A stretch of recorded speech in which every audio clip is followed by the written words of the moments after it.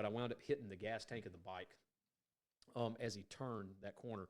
So that means my lays, my distance to target. So when you're long range shooting, range fidelity is important, right? So you got to make sure. So he could have been, a little bit closer or further away, and that's going to dictate where a lot of times your round hits. So it hits the gas tank of the bike. It goes through. It didn't hit his leg on the other side, but I saw the dust kick up on the other side. His bike got blah, blah, and he's running a little bit more.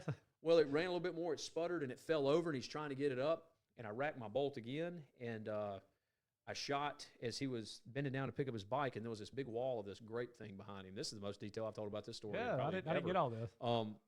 I shot at him, and it hit that when he ducked down to get his bike as I shot, because again, he's about 600 yards or 600 meters, so a little bit further than 600 yards.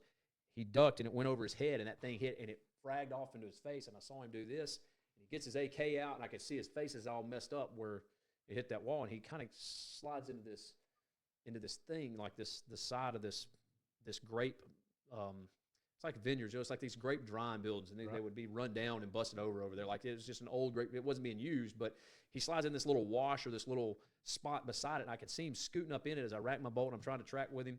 His bike is laying out there. I can see all the mortar fuses and all that stuff across the ground, all the explosives or the stuff to cap into the explosives, the HME. And so as he slides up in there, all I can see now is the bottom part of his stomach.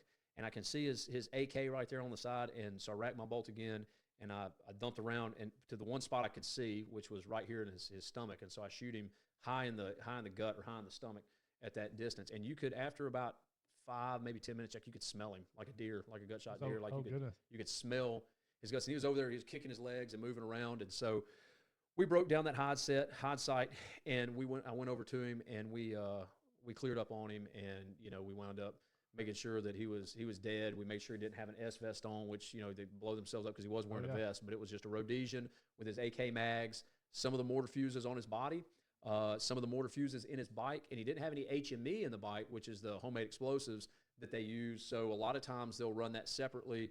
Somebody will carry the HME, and somebody will carry the fuses and the things to cap in, and he had the fuses. And sure enough, there was HME already in this village that our guys was clearing through that they found. So our thought was, as they were linking up to go place IEDs to kill American forces or kill partner forces, wherever in that region of Afghanistan, that they would go and set them up.